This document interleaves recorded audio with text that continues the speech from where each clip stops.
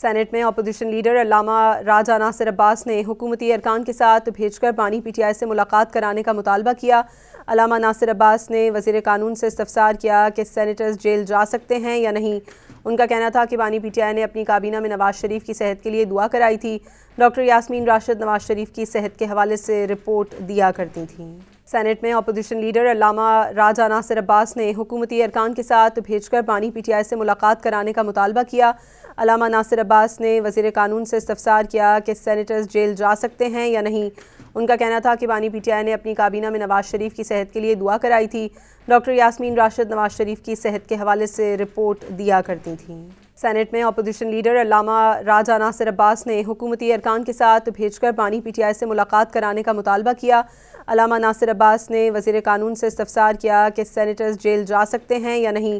ان کا کہنا تھا کہ بانی پی ٹی آئی نے اپنی کابینہ میں نواز شریف کی صحت کے لیے دعا کرائی تھی۔ ڈاکٹر یاسمین راشد نواز شریف کی صحت کے حوالے سے رپورٹ دیا کرتی تھیں۔